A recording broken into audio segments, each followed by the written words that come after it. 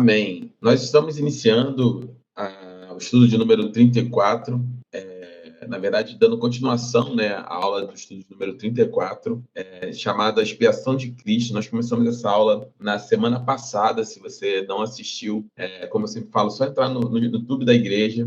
Nós publicamos essa aula na sexta-feira, e onde nós começamos a tratar sobre esse assunto. Lembrando que nós estamos no Seminário Teológico de Base, nós estamos no módulo 3, e o módulo 3, ele trata basicamente sobre a pessoa de Cristo, né? Nós chamamos isso em teologia de cristologia, ou estudo de Cristo. E nós já passamos aqui por inúmeros temas, por inúmeras vamos dizer assim, né, discussões no bom sentido a respeito da pessoa de Cristo. Vimos a manifestação em todo o seu ministério. Nós vimos Cristo na sua preexistência, né, antes de se tornar carne, antes, né, de vir como 100% homem, como 100% Deus. Falamos sobre a pessoa do Cristo encarnado, né, falamos sobre as funções do Cristo, falamos sobre o auto-esvaziamento de Cristo, né, o kenose. Falamos sobre muitas coisas ao longo desses últimos meses e caminhamos agora para finalizar o módulo 3, né? O módulo 3 ele termina no estudo de número 36 e nós terminaremos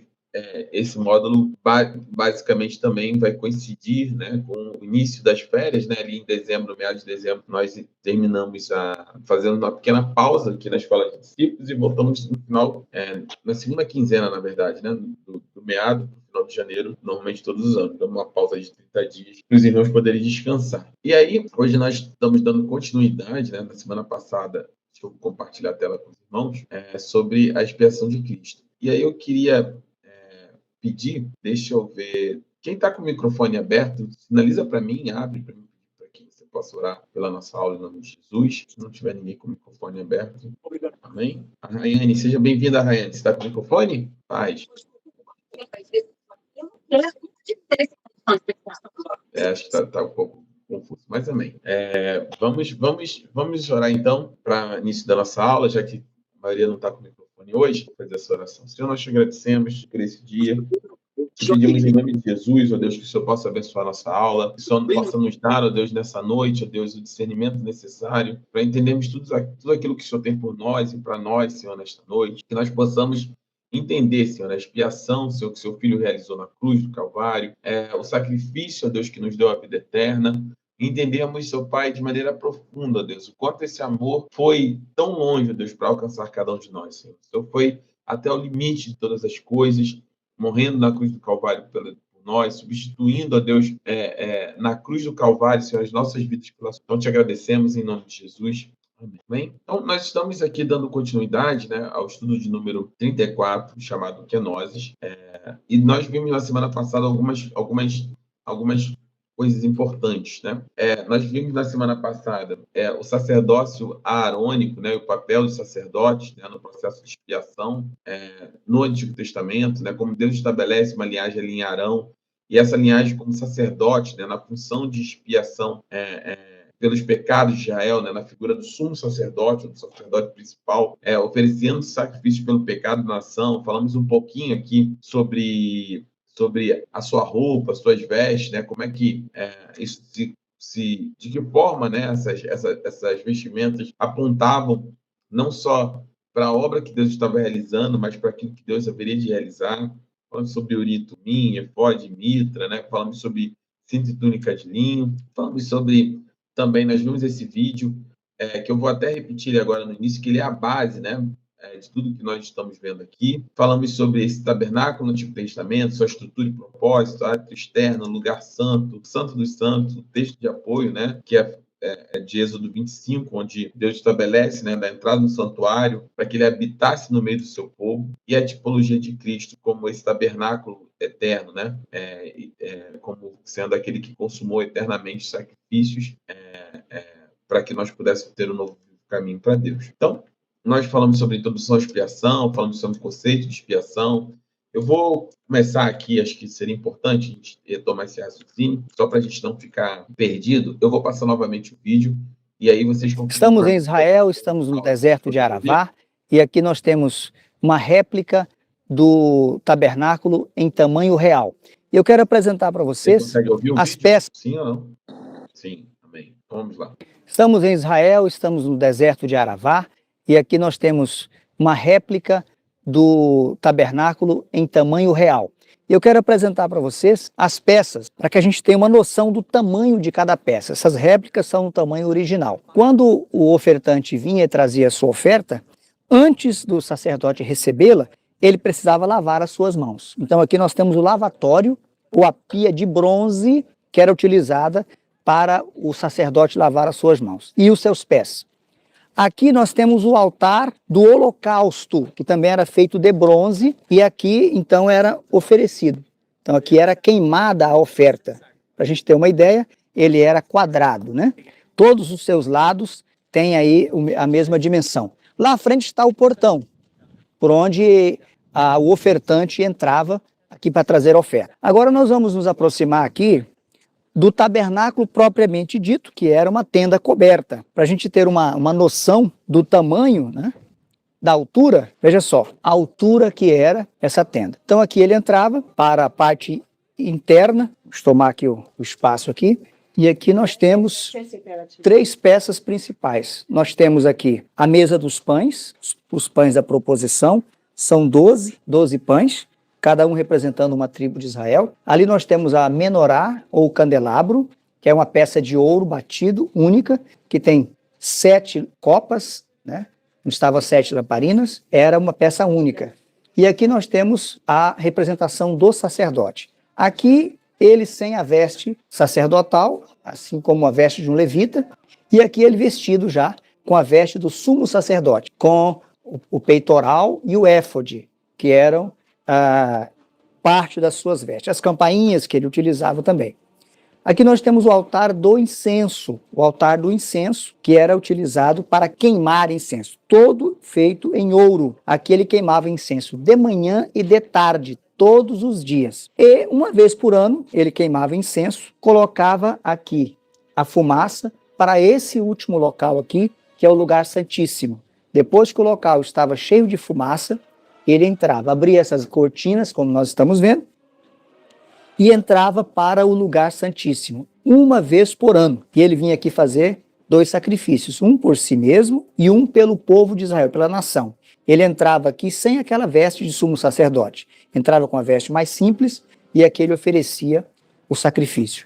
Ele aspergia o sangue sobre o propiciatório, que é essa peça, onde tinha 2 querubins, né? Tudo aqui era feito em ouro. E aqui dentro da arca, nós temos as 2 tábuas, ficavam aqui as 2 tábuas da lei, uma porção do maná, que caía todos os dias, né, para a alimentação do povo, e a vara florescida de Arão, que ficava nessa peça, que era a arca, toda em material de ouro. O tabernáculo, como sabemos, representa especialmente Jesus e todo o seu sacrifício. Ele abriu a porta novamente para o homem entrar à presença de Deus.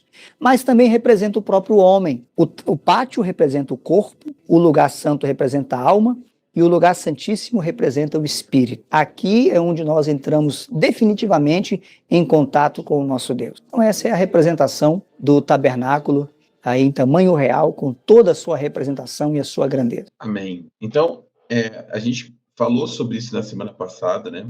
Onde nós estávamos fazendo justamente esse início de entendimento a respeito do que é o tabernáculo, né, e como ele apontava diretamente para o sacrifício e para a expiação de Cristo na cruz, né? E foi quando surgiu a primeira pergunta, né, que eu lancei, que era o que é expiação, né, uma vez que nós temos a representatividade, né, de expiação, mas o que define, né, a expiação. E a expiação, nós vimos o conceito na semana passada, que é o conceito de expiação no Antigo Testamento. Expiação refere-se, né, ao ato de cobrir ou purificar o pecado, particularmente por meio de sacrifícios, né? A expiação era necessária para conciliar o homem com Deus. Então, quando você fazia expiação, que é expiar? É você cobrir ou purificar o pecado de alguém, né? Você cobrir e purificar o pecado de alguém, particularmente por meio de sacrifício, né? Então, um termo bastante comum que nós utilizamos no nosso dia a dia, que eu até brinquei na semana passada, que é, por exemplo, o termo, o fulano está como bode expiatório, né? Ou seja, ele está como aquele que está assumindo no lugar de alguém ou de algumas pessoas a culpa que não é dele. Ele é inocente, mas ele está como bode expiatório. Ele foi entregue como como bode expiatório, né? Como aquele que vai assumir a responsabilidade pelos atos não dele, mas de terceiros, e que vai, no final do dia, né, acabar assumindo essa culpa e pagando, né, muitas vezes com a sua própria vida, por essa situação, E aí nós vimos também como o sacrifício como sinal de reconciliação, né? Sacrifícios oferecidos no altar era uma maneira de expiar os pecados e restaurar o relacionamento com Deus. Então, uma vez que expiação era cobrir ou purificar o pecado de alguém por meio de sacrifício, quando esses sacrifícios eram feitos, né, durante as cerimônias que Deus estabeleceu em Êxodo, os sacrifícios oferecidos no altar era a maneira de justamente de expiar, ou seja, de retirar os pecados do povo e, uma vez sem pecados, né, restaurar o relacionamento de Deus com o seu povo, né, com as pessoas. Lembre-se sempre nesse caso, o que é mais importante para nós entendermos aqui, e isso precisa ficar bastante claro para todos nós sempre. Eu sempre falo dessa forma e vou continuar falando. Deus, ele não é um homem grandão, né? Deus não é um homem grandão. Deus, ele não é um homem grandão. Ele não é um senhor de idade sentado num trono. Isso é uma imagem que nós temos de Deus, né? Obviamente, mas Deus não é um homem grandão. Deus, ele é espírito. Deus é um espírito puro, santo, incompreensível, insondável, onipresente, ou seja, presente em todos os lugares, onisciente, sabe de todas as coisas, presentes, passadas e futuras. E, acima de tudo, onipotente, poderoso para fazer absolutamente tudo aquilo que for o desejo da sua vontade. Então, é com esse Deus que nós nos relacionamos. Um Deus santo não admite o pecado, porque o pecado é justamente o contrário, né, da santidade. Você está impuro diante de um Deus puro. Você está no erro diante de um Deus extremamente correto, ou melhor, Deus não dá nem para dizer que Deus é correto, Deus é a própria verdade, né? Deus, ele é a verdade, né? Jesus identifica como sendo a verdade. E uma vez que ele é a verdade, tudo que não está nele, ou compactua, ou está alinhado com ele, é mentira, é erro, é desvio daquilo que é o correto. Então, é com esse Deus que nós nos relacionamos, e esse Deus que decidiu se relacionar lá atrás conosco. Se você está chegando hoje aqui na aula, para os irmãos novos que estão entrando, para você ter um breve vislumbre, né, do que nós estamos falando. Se você pega a sua Bíblia, ela começa em Gênesis e ela vai até Apocalipse. Você tem ali Gênesis, Êxodo, Número, Levítico, Deuteronômio. Os 5 primeiros livros da sua Bíblia são o que nós chamamos de Pentateuco, porque são os 5 livros escritos por Moisés. E qual é a importância do Pentateuco? Né? Ele, durante todo o tempo que você vai ler no Novo Testamento, lá nos Evangelhos, João, Marcos, Lucas, Mateus, quando se referirem à lei e aos profetas, estão se referindo a esse grupo de livros,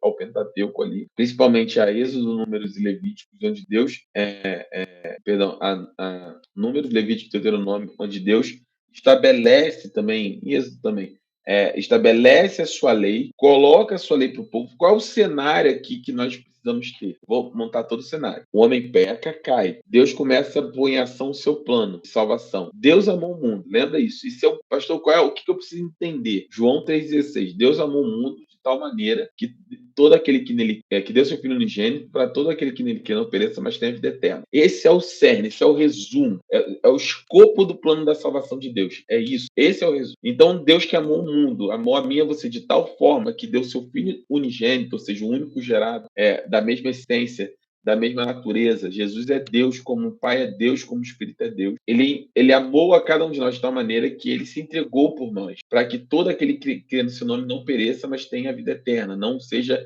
condenado, mas tenha vida eterna. Quando o homem cai, Deus coloca imediatamente, nós já vimos aqui sobre a queda no módulo 2, o pecado, Deus coloca imediatamente o seu plano em ação. Já na queda de Adão e Eva, Deus já aponta, fala para a mulher, olha, fala para Eva, seu descendente vai pisar na cabeça da serpente, ela vai morder o calcanhar dele e ele vai esmagar a cabeça da serpente, descendente da mulher.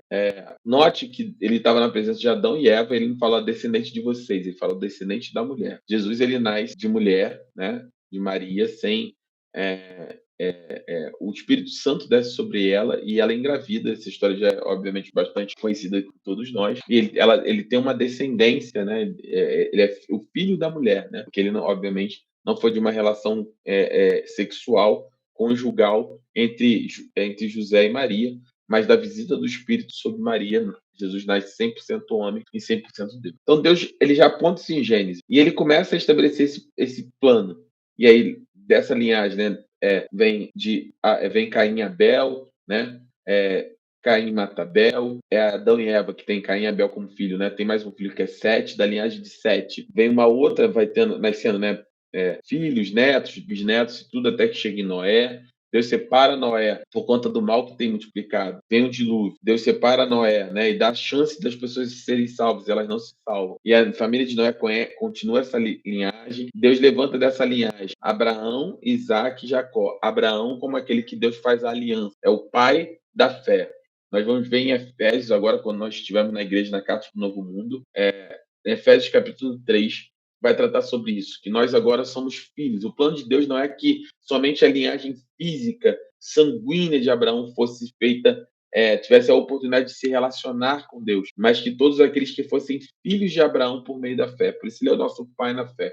Abraão creu como nós cremos. Abraão confiou como nós confiamos. Ele é nosso pai na fé, no sentido de ele crer sem ter visto, assim como nós cremos, temos visto. Então, Abraão, Isaac, Jacó. Jacó tem 12 filhos formam as 12 tribos de Israel, 11 tribos com o nome dos próprios filhos, uma 12ª, que deveria ser a tribo de José, quando Jacó, que Deus muda o nome dele, depois que Jacó encontra com Deus, Deus muda o nome dele para Israel, por isso que Israel se chama Israel. Deus muda o nome de Jacó de usurpador para príncipe, né, para Israel. E aí, nessa 12ª tribo, que deveria ser a tribo de José, que é o governador do Egito, que já vimos né? Tem filmes diversos, até filme da Disney sobre o governador do Egito, isso é uma história bastante conhecida. José, nós temos ali a divisão da linhagem de José, né? Não a divisão, né?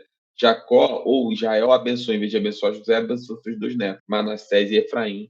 Então você vai ver durante todo o tempo no Antigo Testamento 2 tribos, 11 tribos completas, mais 2 meia-tribos que formariam a tribo de José, as 2 meia-tribos de Manassés e de Efraim. E aí, quando Deus leva essa família, né, de Jacó, de Israel, José e seus 11 irmãos para o Egito, passa-se um período de 400 anos, Faraó morre, José morre, Jacó morre, né, seus irmãos morrem. Aquela família que entra como família no Egito, ela se torna um grande povo, com 3 milhões de pessoas, quando Deus liberta eles do Egito. Deus levanta um libertador chamado Moisés. Moisés conduz o povo para fora da terra através de sinais miraculosos, né, espetaculares.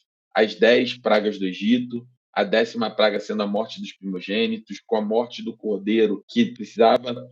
O que Deus fala? Por que eu estou falando? Isso tudo tem a ver com o que nós estamos falando na aula de hoje. Quando Deus dá a 10ª praga, Deus dá 9 pragas, na 10ª ele fala assim, olha, vai passar o anjo da morte e vai matar o primogênito de todo mundo, de boi, de vaca, de animais, dos egípcios. O que é o primogênito? O primeiro filho, o filho mais velho vai morrer. Bom, só que Deus dá um escape. Ele fala, só que vocês vão pegar um cordeiro, olha a figura do cordeiro, imaculado, sem defeito, vocês vão sacrificar esse cordeiro, vocês vão pegar o sangue desse cordeiro e vão passar na porta, no umbral da porta. Vocês vão comer esse cordeiro, vão comer os pães asmos, as ervas amargas e vão comer prontos para a saída. E aí isso acontece. Deus manda, né, o seu anjo, os primogênitos são mortos, o filho de Faraó é morto, quando ele cede é justamente que seu filho é morto, e o anjo não mata os primogênitos de Israel por conta do sangue na porta, o sangue do cordeiro. Ali Deus já apontava, assim como o filho de Abraão, Isaac, lembra da história de Abraão e Isaac, que Deus pede para Abraão sacrificar o seu filho, Abraão vai sacrificar, ele sobe, Isaac pergunta, pai,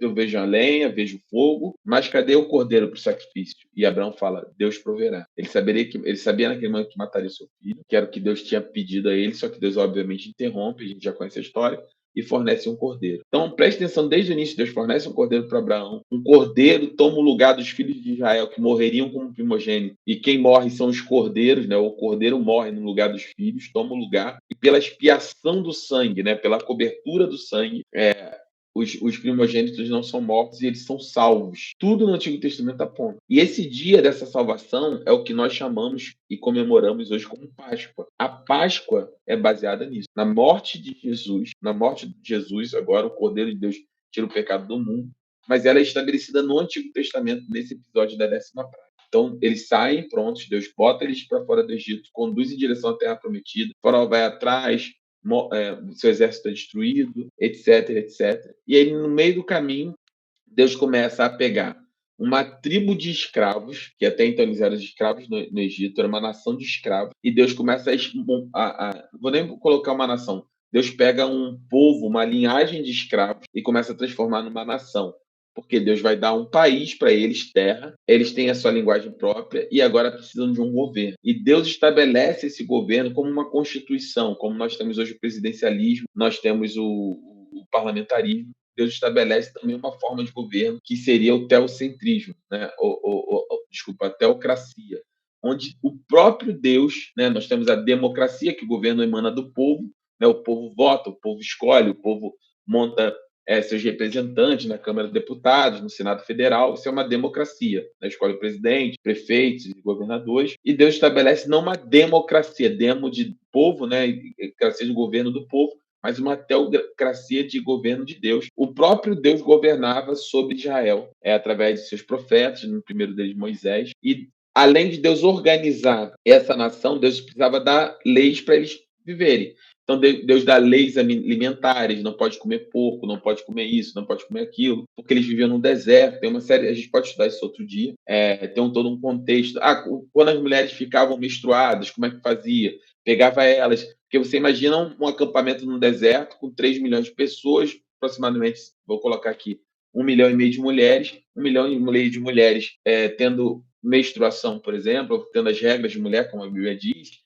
Você coloca isso, dividir por 4, são 325 mil mulheres, né, a cada semana, passando pelo seu ciclo menstrual.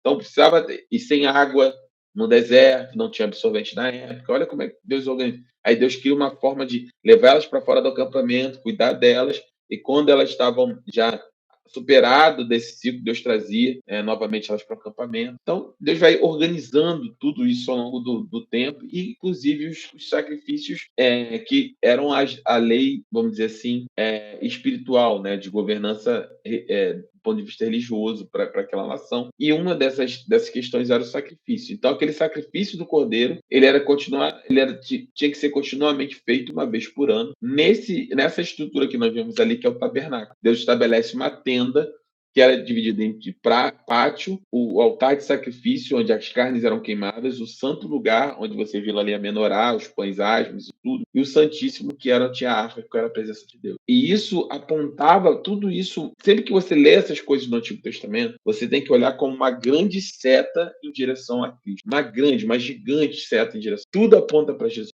E para esse relacionamento que Deus queria ter. Era só uma sombra. O apóstolo Paulo fala que isso era só uma sombra das coisas que são vindouras, daquilo que nós conhecemos em parte e um dia conheceremos plenamente como somos conhecidos. E aí Deus começa a estruturar isso, e o tabernáculo é justamente essa estrutura. Então, pegava-se um cordeiro uma vez por ano, só uma vez por ano, uma única pessoa poderia entrar na presença de Deus. Sacrificava-se o cordeiro, aspergia o sangue sobre o altar, cobria-se o pecado passados do povo no outro ano. Amém. É importante que vocês entendam esse ponto desse mecanismo, porque nós vamos ver, por exemplo, como o autor de Hebreus fala, olha, nós passamos pela carta de Hebreus, ele fala, olha, o ministério de Cristo é maior do que o ministério de Arão, não era a segunda linhagem sacerdotal, porque esses homens matavam um cordeiro e só cobriam o pecado passado, e no outro ano tinham que fazer de novo, e fazer de novo, e fazer de novo, eternamente. Só que Jesus, ele tinha um outro tipo de ministério, um outro tipo de sacerdócio, porque ele veio e sacrificou uma vez para sempre. Ele era o próprio sumo sacerdote, ele era o sacrifício, ele era o cordeiro,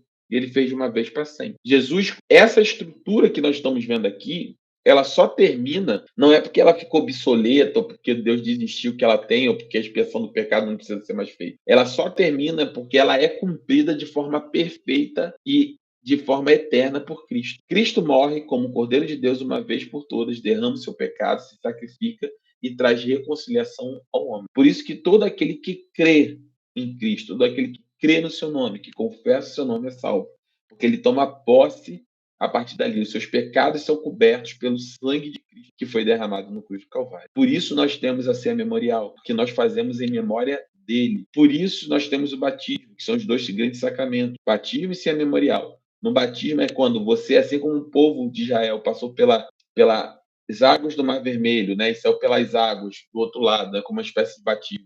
céu liberto em direção à promessa. Assim como teve o batismo de João Batista, que o próprio Jesus fez para dar a nós o exemplo, não porque ele tinha pecados, mas para que se cumprisse todas as coisas. E assim como no Antigo Testamento, a marca de Deus, né, os homens eram levados ao terceiro dia para fazer uma marca, né, no prepúcio, como fosse a operação de fimose, para dizer que aquele homem, aquele povo, aquela nação pertencia a Deus. Tudo isso acontece agora no batismo. Quando descemos as águas do batismo, somos sepultados, morremos com a velha criatura e nascemos e somos reerguidos para uma nova vida com Cristo, uma nova vida com o Senhor. E essa marca que era feita lá como uma operação de fimose no prepúcio do homem, agora a Bíblia diz que é feita no nosso coração. Então, repare, por que eu estou fazendo essa introdução toda? Para que vocês entendam claramente que a Bíblia ela é um todo completo e perfeito. Tudo apontava para Cristo. Deus já vinha falando todo o tempo sobre isso. Nós chamamos isso de uma revelação gradual.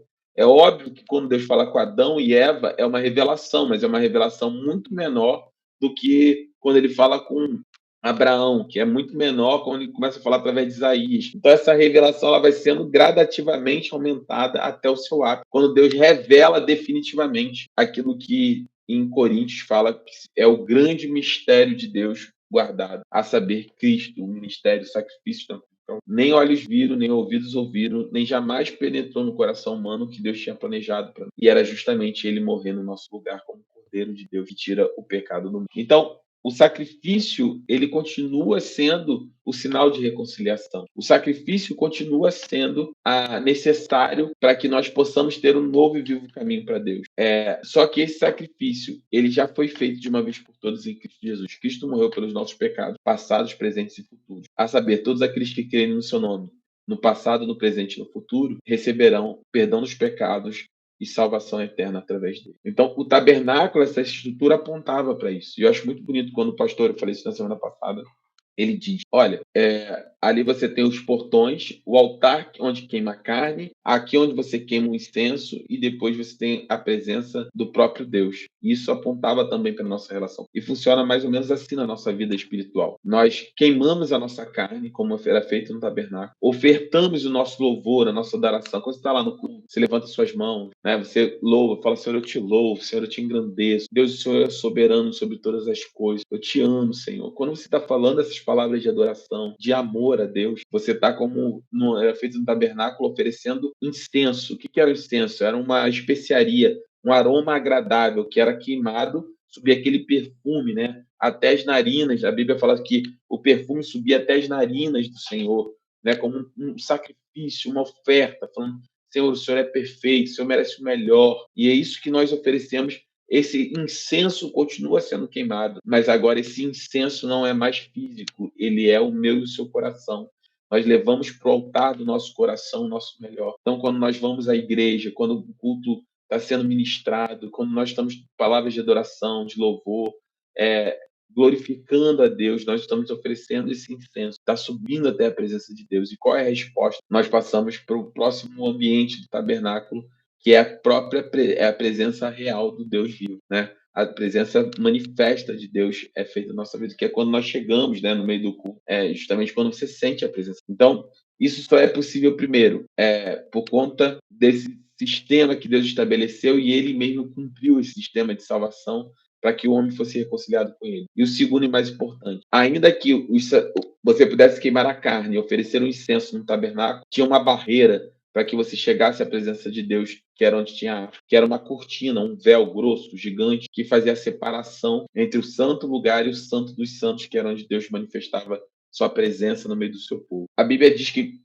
quando Jesus morreu, só para você entender o contexto, tinha um tabernáculo. Esse tabernáculo, quando vem lá o primeiro rei que o povo quer, que ele escolhe, que é Saul, que é uma escolha equivocada, Deus escolhe um outro rei, que é Davi. Davi sente no seu coração o desejo de construir uma casa para Deus, porque ele diz, olha, eu moro em palácio, eu não me sinto confortável de Deus ainda habitar numa tenda, que é o tabernáculo, e pede a Deus para construir um templo para ele. E Deus se agrada, mas diz, Davi, você tem muito sangue na sua mão. Seu filho vai construir isso? Salomão vai construir esse templo. Salomão constrói, que é o primeiro templo de Salomão. Depois de Salomão ele se perde também, ele casa com muitas mulheres, deixa que paganismo invada Israel, sacrifica outros deuses no final da sua vida. Ele acaba perdendo o controle sobre a cultura e ele aumenta demais o número de impostos para suportar todo o crescimento do reino. O seu filho Jeroboão, quando assume, Roboão, perdão, quando assume, ele, em vez de tirar esses encargos, ele diz, olha, se a mão do meu pai foi pesada, a minha vai ser ainda pior. Então, eu vou dobrar os impostos. E o que isso causa? Lembra?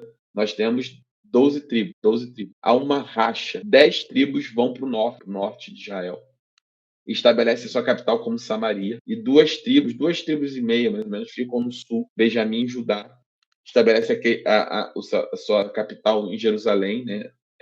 Também é conhecido como Judá, por até ser maior. E aí você tem 2 reinos a partir de então, o reino do norte e do sul. Você vai ver no Antigo Testamento, cada profeta que você vê ali, né, Isaías, Jeremias, Ageu, Amós, enfim, todos os profetas, vão estar sempre profetizando para o reino do norte e do sul, intercalados.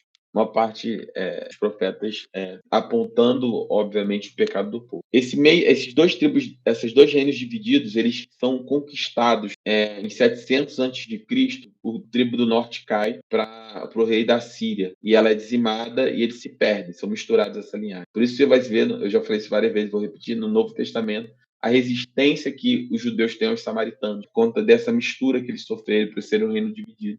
Por isso a parábola da mulher samaritana, a história da mulher samaritana, por isso a parábola do bom samaritano. E o reino do sul, ele resiste mais um pouco, ele cai 500 aproximadamente antes de Cristo, para o rei da Babilônia, chamado Nabucodonosor. E aí você vai ver todo o desdobramento ali, guerra e tudo que estava acontecendo. Então, isso é esse ponto. Depois de um tempo, eles conseguem retornar. O templo é destruído por Nabucodonosor, eles conseguem retornar com Esdras e Neemias, que é quando você vai ver a reconstrução do segundo templo, a reconstrução do templo que forma o segundo templo, que era bem menor do que o primeiro.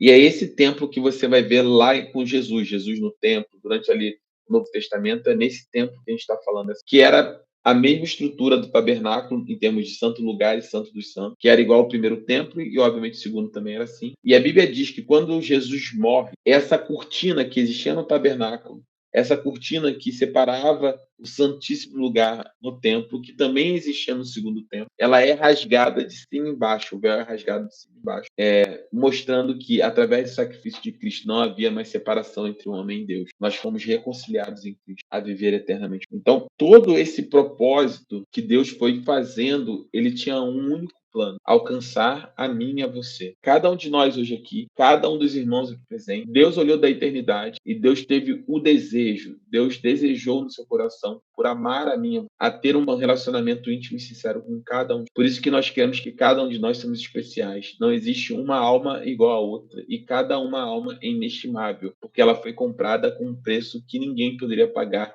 que era o sacrifício do próprio Deus, do Filho de Deus na cruz do Calvário, como a expiação pelo nosso pecado.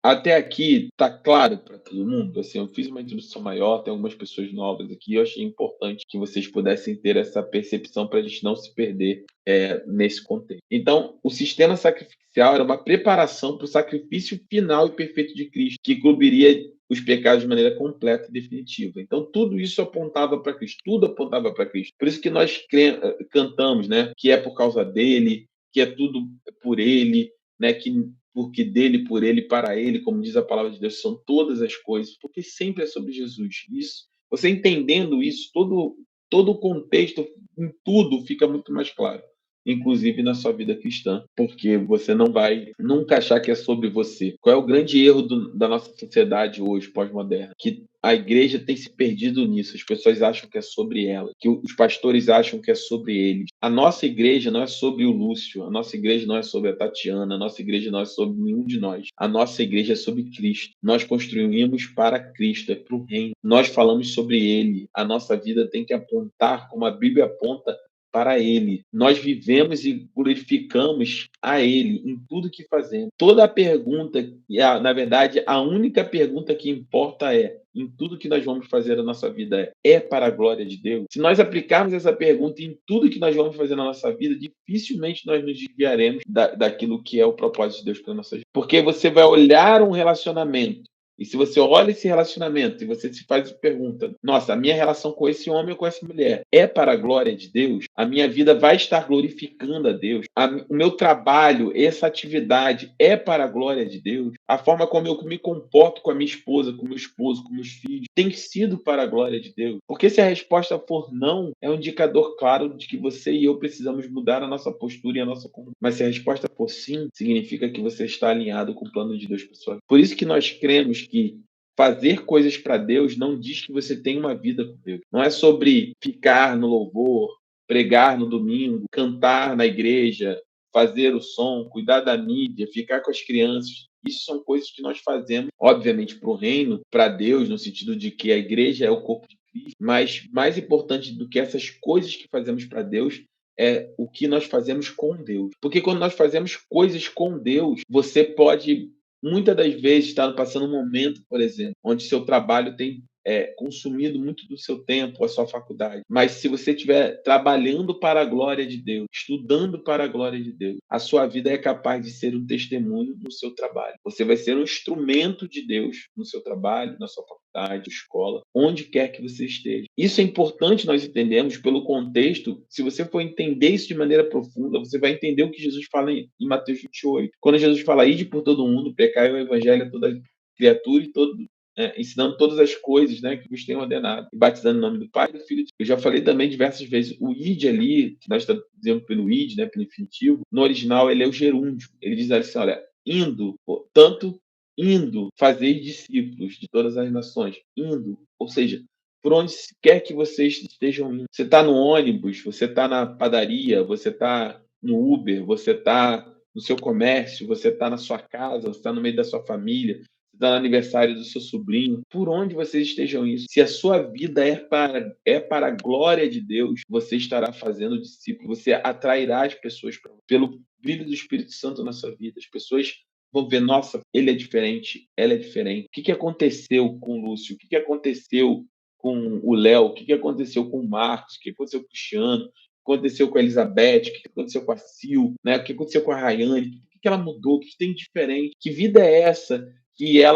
ele e ela se apoiavam sobre festas, sobre farra, sobre outras coisas, e não é que eles ficaram mais tristes, eles continuam mais felizes, mas abandonaram as velhas práticas. Por exemplo. Que vida é essa? E isso é viver para a glória de Deus. Quando nós vivemos dessa forma, o nome de Deus é glorificado no nosso. E nós testemunhamos de Deus não um domingo de 10 a meio-dia. Isso é um culto de celebração. É quando nós nos reunimos para oferecer o nosso incenso no altar, para nos achegarmos à presença de Deus, cultuarmos a Ele. Mas a glória de Deus, ela precisa ser manifestada na minha e na sua vida, todos os dias, em tudo que nós fazemos. Crie os seus filhos para a glória de Deus. Cuide do seu esposo e da sua esposa. Ame e honre seu casamento para a glória de Deus. E quando nós fazemos isso, você entende que tudo que Deus estabeleceu é para que nós possamos viver dessa maneira. Porque qual é o grande ponto? Nem eu nem você podemos viver para a glória de Deus. Nem eu nem você somos capazes de viver para a glória de Deus.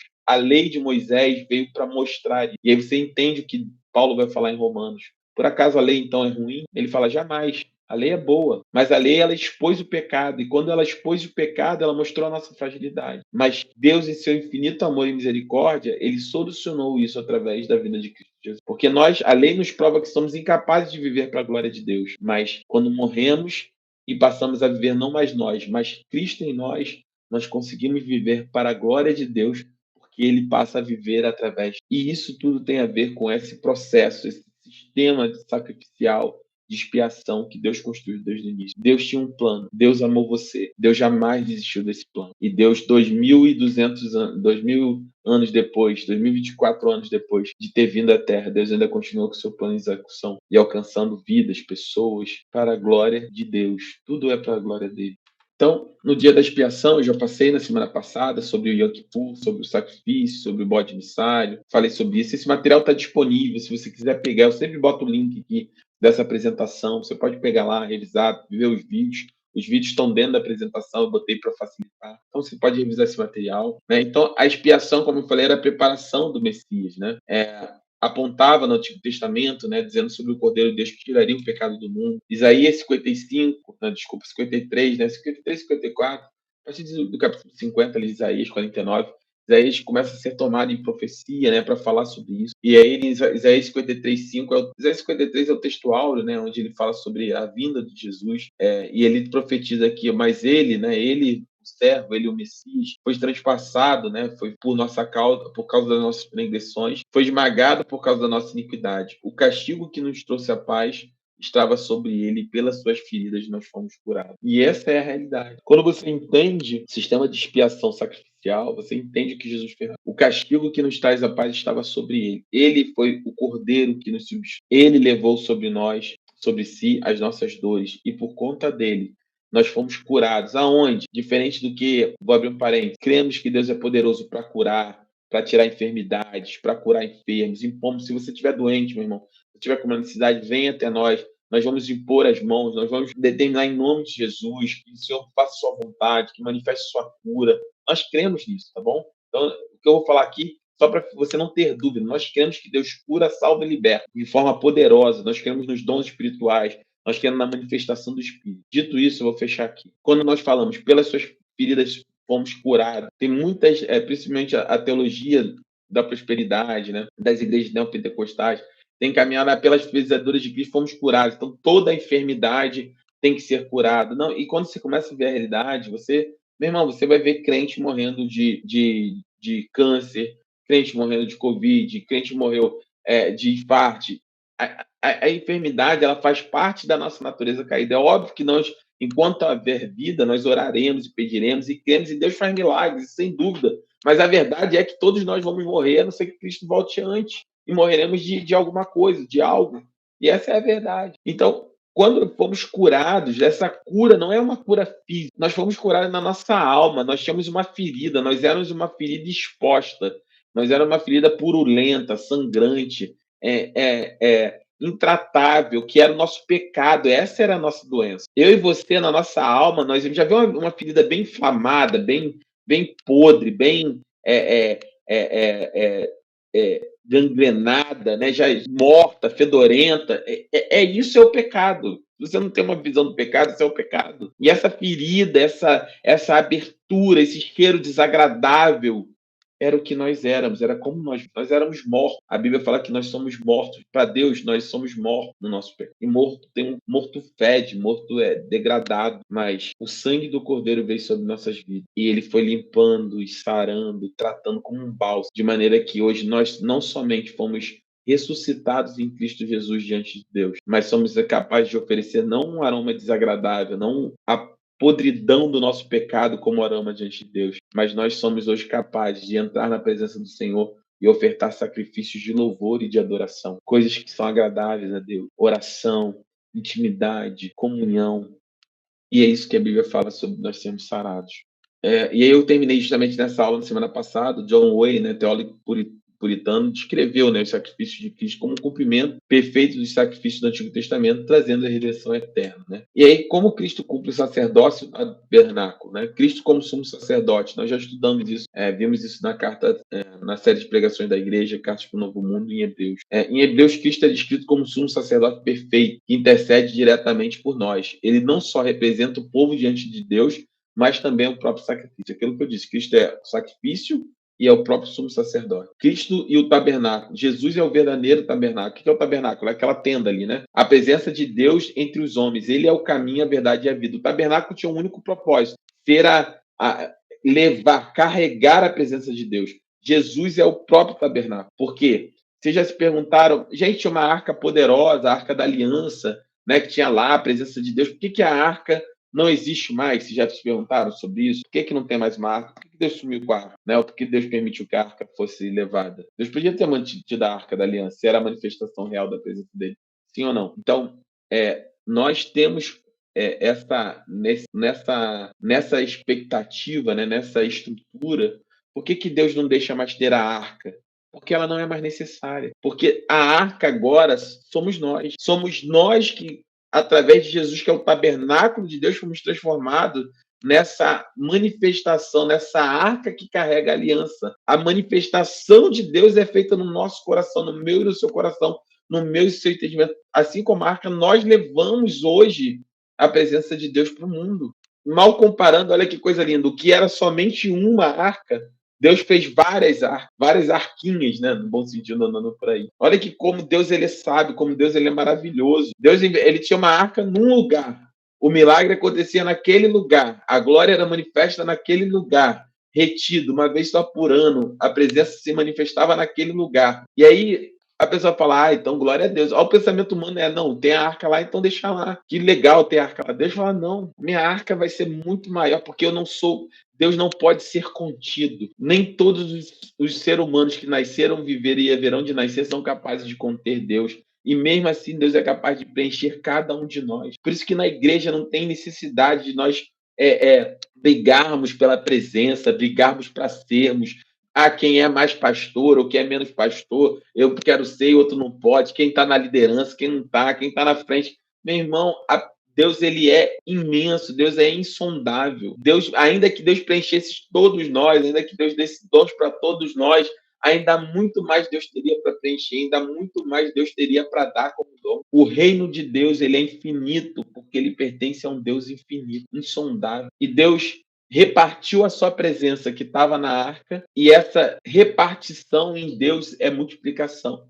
O que para muitos seria diluição, para Deus é multiplicação. Deus quebrou, entre aspas, a sua presença entre diversas arquinhas e diversas arcas. E hoje cada um de nós somos o tabernáculo de Deus em Cristo Jesus. E levamos a presença de Deus para a glória dele. Por isso que nós falamos sobre questão do pecado, de termos nosso corpo como um templo do Espírito Santo, porque nós somos isso. Nós somos o receptáculo, vasos de barro que receberam um tesouro para carregar dentro de cada um. E texto de apoio em Hebreus 9:12, né? E ele entrou no Santo dos Santos, não por meio do sangue de bodes ou novilhos, né? Ele lembra que só podia entrar quando o cordeiro era morto com sangue para aspergir. Então ele não entra no Santo dos Santos por meio de sangue de bodes e novilhos, mas pelo seu próprio sangue, obtendo a redenção, a eterna redenção. Termo profundo esse. Guarde isso. Eterna redenção. Redenção. Definição de redenção. Se você nunca parou ou não lembra, como eu falei, redenção é redimir, é resgatar por um preço. Se você tinha alguém no passado que era escravo, você que era da sua família, você queria tirar aquela pessoa da escravidão, você precisava redimir ele, você precisava pagar um preço pelo resgate, pagar um preço para tirar a pessoa daquela vida de escravidão. E Jesus, ele fez isso, ele pagou o preço, tirou cada um de nós da escravidão do pecado de forma eterna. Por isso, a eterna redenção. De maneira que não, meu irmão, prestem atenção, não opera mais em mim, você, a lei do pecado e da morte, mas a lei da vida que está em Cristo. Pecamos, com certeza, somos falhos, indiscutivelmente, mas em Cristo Jesus, se nosso coração é firme e fiel ao Senhor, se andamos em honestidade diante do Senhor e queremos e o amamos, confessamos os nossos pecados e não há mais condenação para aqueles que estão. Aquele que ama a Deus não tem prazer nas coisas que não são de Deus. Mas uma vez que cometa, ainda por conta da nossa dureza, toma posse, confessa o seu pecado e creia que a eterna redenção, ela opera na minha vida e na sua, todos os dias, até que ele nos leve em definitivo para morar na sua presença, com um corpo incorruptível. E aí eu peguei uma frase de Charles Spurgeon, né, que comentou que o tabernáculo e o sacerdócio, com todos os seus ritos, eram sombra das boas coisas que viriam em Cristo, como nós já falamos. Então, a expiação no Novo Testamento, né, a obra de Cristo. No Novo Testamento, a morte de Cristo é o sacrifício final e completo que remove o pecado e restaura a comunhão com Deus, cumprindo as profecias do Antigo Testamento sobre o Messias, que expiaria os pecados do povo. Ele se torna o Cordeiro de Deus, sumo sacerdote perfeito, o verdadeiro tabernáculo que oferece a redenção eterna, como nós falamos. Em João 29, isso está muito claro, né? No dia seguinte, João viu Jesus aproximando-se e disse: vejam, é o Cordeiro de Deus que tira o pecado do mundo. João Batista, tá? Quando Jesus vai se aproximando para cumprir o rito e se batizar, né? E João Batista, quando vê Jesus, ele diz: vejam, é o Cordeiro de Deus que tira o pecado do mundo. Então, Jesus é o Cordeiro de Deus que tirou o pecado do mundo. E essa obra, né, de expiação, ou seja, voltando lá no conceito de expiação, né, cobrir ou retirar o pecado de alguém por meio de sacrifício, né? Então, essa obra de retirar o pecado, né, realizado por Cristo, por sacrifício, né, oferece um perdão e reconciliação para todos os que creem em seu sacrifício. Como John Wayne afirmou, que eu coloquei lá atrás, né, o sacrifício de Cristo foi o cumprimento perfeito do sacrifício do Antigo Testamento, trazendo a redenção eterna. Então, como é que você recebe esse perdão e reconciliação? Através da sua atitude de crer que Jesus é o Filho de Deus e que ele é o Cordeiro de Deus que tira o pecado. Quando cremos, estamos habilitados pela fé, definição de fé, confiança em Deus e sua palavra, a recebermos por meio da fé, pela graça de Deus, de forma gratuita, o dom gratuito, o presente gratuito de Deus é a vida eterna. Olha que coisa linda. O dom gratuito de Deus é a vida eterna. O presente, dom é presente. O presente de Deus, o presente gratuito de Deus, por meio da fé, daqueles que creem em seu nome, no seu Filho, que Jesus é o Cordeiro de Deus. O presente de Deus, gratuito, é a vida eterna. Né? Não, imagina isso. Qual é o seu presente de aniversário? Você recebeu a vida eterna. Agora você recebeu a vida. Estava morto e agora você vai viver eternamente com Deus. Esse foi o presente de Deus para a humanidade. Né? Isso que a Bíblia fala que, mais uma vez, nem olhos viram, nem jamais penetrou, nem ouvidos ouviram, nem jamais penetrou em coração humano, que Deus planejou para nós. Isso é o que o apóstolo Paulo vai falar em 1 Coríntios capítulo 2, sobre o mistério de Deus, que estava guardado ao longo de todos. Mas sobre Pentecostes vai falar mistério. O mistério de Deus era isso. Jesus se revelou como sendo os planos de Deus perfeito para reconciliar o homem com Deus e realizar redenções. E aí, na próxima aula, né, nós vamos falar um pouquinho mais, de maneira bem rápida, sobre calvinismo e arminianismo, né? Só para vocês terem uma visão, não fique preocupado, pastor, eu estou chegando agora, eu não vou entender, não. Eu vou explicar com bastante calma, se necessário eu uso 1 ou 2 aulas, para que vocês entendam, aqueles que já assistiram, eu já dei uma aula sobre calvinismo e arminianismo, basicamente para vocês entendam por que eu estou dando isso, porque eles são visões protestantes diferentes sobre a forma como essa expiação, uma salvação é aplicada, de que maneira esse processo. E eu explico isso porque vocês vão se deparar com isso quando vocês ouvem um louvor, quando vocês ouvem, às vezes, um debate, né, na rádio, quando vocês conversam com outros irmãos, por exemplo, presbiterianos, né, ou irmãos congregacionais. Então, só para que a pauta aqui é para que a nossa igreja seja uma igreja que tenha conhecimento. Né? Eu gostaria muito que, quando a pessoa encontrasse vocês na rua, falasse: nossa, de qual igreja você é? Sou do Ministério do Deuteronômio. Nossa, lá o ensino é muito bom, né? Aí você fala: nós lá estudamos a palavra, nós conhecemos, porque você vai estar preparado para aquilo que Pedro diz, né? Que é estar apto em todo o tempo para responder qual é o motivo da sua esperança. Né? Nós precisamos estar aptos para isso. Para chegar para você: e aí, Léo? E aí, Carol? Por que você crê dessa forma? Não, eu creio dessa forma porque a Bíblia diz assim, tudo e tan. Aí vão falar: mas eu creio diferente, sou presbiteriano, eu acho que uma vez salvo, salvo para sempre, é determinado. Não, eu entendo isso também, meu irmão, eu entendo dessa forma, também conheço outra visão, creio dessa forma. Você seja instruído em toda boa palavra, em toda boa obra de Deus, né? E eu creio que eu tenho gerado no meu coração, eu e minha esposa, os pastores da igreja, nós temos gerado uma geração de sacerdotes aqui na igreja. Muitos de vocês estarão à frente de ministérios, muitos de vocês serão diáconos e diaconisas na casa do Senhor, muitos de vocês serão líderes, né, de ministérios dentro da igreja, pastores e pastoras aqui ou em outro lugar. E eu creio, eu tenho sonhado com isso, né, de nós sermos um celeiro de ministros do reino com excelência, porque hoje o que eu mais sinto falta, né, na igreja talvez sejam de obreiros preparados, né, virou um show de horrores, né, na grande maioria das vezes, porque dá trabalho. Eu estava conversando isso com a minha esposa hoje, acho que foi hoje ou foi ontem, mas acho que foi hoje, né. Graças a Deus, todos nós ficamos muito felizes com o crescimento da igreja, né, domingo foi uma benção, né? Eu fiquei muito feliz de ver a igreja cheia e quero que a igreja esteja maior e mais cheia, só que nós passamos 1 ano e meio, 1 ano e 2 meses investindo em aula, em conhecimento. Eu tenho plena confiança, né, que o crescimento que está havendo dos irmãos via Conexão, eu tenho plena confiança que os irmãos que estão na liderança do Conexão, que estão sendo preparados, as pessoas que estão participando, elas estão pessoas capazes, conhecimento, meu coração está em paz. Eu sei que eu não estou colocando ninguém novo na fé, ninguém que não tem conhecimento da palavra. Então, assim, é óbvio que na vida cristã a gente vai continuar crescendo e aprendendo, mas dá trabalho, né? Para nós termos um trabalho para o reino consistente, é necessário você ter investimento, e leva esse tempo, né? Leva esse tempo para as pessoas conhecerem, leva para as pessoas entenderem, leva esse tempo para a gente conseguir passar tudo aquilo que o Senhor tem ministrado, e isso é o reino, né? Então, o que eu espero como igreja é que nós sejamos celeiro de ministros, de pessoas com dons espirituais, homens e mulheres de Deus, profetas do Senhor, palavra de conhecimento, palavra de sabedoria, né? Dons de cura, dom de manifestação de milagres. E eu creio que chegará o dia que nós vemos a igreja tem crescido, a igreja tem avivado, os irmãos, cada um daqui que estão aqui, tem entendido da importância de compartilhar de Jesus, de fazer um convite, de acompanhar as pessoas, de crer que Deus pode sim alcançar aquele que está perdido. trazer de volta aquele que está afastado. E isso tudo só tem um motivo, é Ele. Sempre foi Ele. Sempre. Desde lá de trás até hoje, sempre foi. Desde a eternidade até toda a eternidade, sempre será Ele, por causa dele. E a glória sempre pertencerá a Ele. É Deus que preparou esse tempo para nós. É Deus que tem preparado o próximo tempo para a igreja. E eu creio que nós fazemos parte disso. Então você crê no seu coração. Se você entrou aqui nessa live hoje aflito, preocupado, com medo, crê em uma coisa, meu irmão. Deus sempre estará no. O Senhor jamais perdeu o controle. Jamais. Toda a história da humanidade sempre teve um único Senhor e um único controlador de todas as. E é o Senhor Deus a quem nós servimos. A sua vida pertence a Ele. Deus te amou com amor eterno. E Deus te sustentará com amor eterno. Eu preguei sobre isso quando eu falei em Hebreus. Deus te amou com amor eterno e Deus te sustentará com amor eterno. E é sobre isso que é a obra expiatória de Cristo.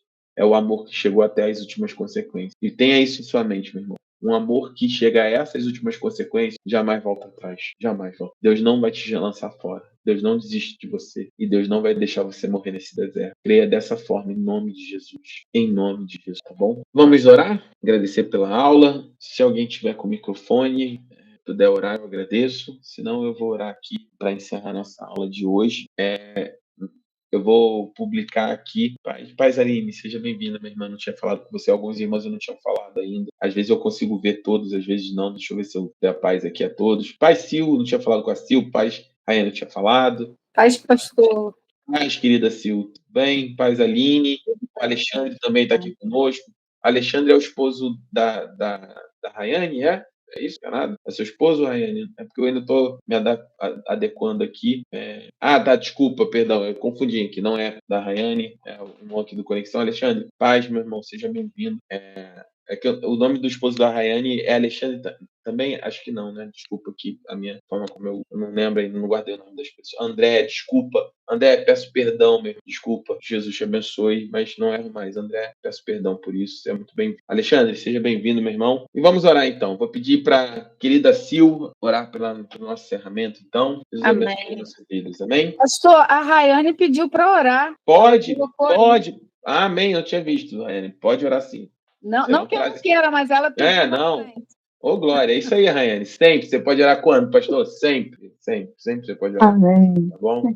Vamos orar em nome de Jesus. Em nome de Jesus. Senhor, nós te agradecemos, Pai, primeiramente, por esse estudo, né, de sabedoria. Senhor, que tu conduza o pastor, né, aos bons caminhos, para que ele possa continuar, né, nos ensinando, né, nos exortando também, com amor, com paciência. Que tu possa trazer a mente dele, né, todo o entendimento de Cristo, que ele possa ter as características de Cristo, que ele possa ter as qualidades de Cristo, e que ele possa nos ensinar em graça, né, em amor, e que possamos a cada terça-feira, Pai, aprender, né, contigo, aprender mais de ti, que possamos sair, né, de cada aula, né, mais entendidos do teu evangelho, que tu possa abençoar cada um. Eu não conheço, né, cada um que está aqui, mas tu conhece o coração da Carolina, da Lorena, da Elizabeth, perdão, da Daniele, da Yasmin, né, de todos que estão aqui nessa aula, Pai. E tu conhece, né, cada sonho, cada projeto, tu conhece cada pensamento, cada coração, e que tu possa assim estar realizando, Pai, tudo aquilo que os teus filhos te pedem. Né? Essas aulas, Pai, têm nos ensinado muito sobre ti, têm nos ensinado muito sobre te buscar, né, em tempos difíceis, sobre continuar te buscando, né, mesmo quando tudo parecer difícil, tudo parecer que não vai dar certo. Né? Então, assim, que nós possamos a cada dia nos firmarmos em tua presença, Senhor, porque é o que nós queremos, é o que nós buscamos, né? Que possamos nunca esquecer, né, do primeiro amor, que possamos estar sempre em primeiro amor, né, crescendo na graça, no conhecimento, crescendo na tua palavra. Né? Então, continua nos dando sabedoria e abrindo os nossos corações e os nossos entendimentos para que possamos entender a palavra a qual o seu filho, né, antes mesmo de passar para nós, né? Senhor, eu creio que vá ao coração dele, de encontro ao coração dele, antes de ir ao nosso. Né? Eu creio que tu ensina ele antes dele nos ensinar. Então, eu te agradeço, Pai, por tudo nessa noite, que tu possa nos dar uma semana abençoada, um final de semana abençoado, e que nós possamos, Senhor, a cada dia mais parecer contigo, Deus. Assim eu te oro e te agradeço, em nome de Jesus. Amém. Amém. Que lindo, glória a Deus. Glória a Deus. Obrigado, Rayane. Ore sempre, minha irmã. Ore no começo, ore no final. Tenha liberdade. Em nome de uma bênção. Obrigado. Meus irmãos, último recado. Quinta-feira, nosso culto online. Amém? Culto online, quinta-feira, agora. Convide alguém. Domingo, nós temos nosso culto presencial às 10 horas da manhã. Alexandre, será um prazer se você puder estar conosco, me conhecer. Você é muito bem-vindo no nosso meio, tá bom? A Rayane também, André, se puderem. Jesus abençoe a vida de vocês. Amém. Glória a Deus. Jesus abençoe a vida de vocês. Então, quinta-feira, culto online, 7h30 da noite. Domingo, 10 horas da manhã, nosso culto presencial. E nós temos novidades, se Deus quiser, no domingo também. Tem muita coisa para acontecer. Vamos em frente. O Senhor abençoe a vida de vocês. Fiquem na paz. Boa noite a todos, paz.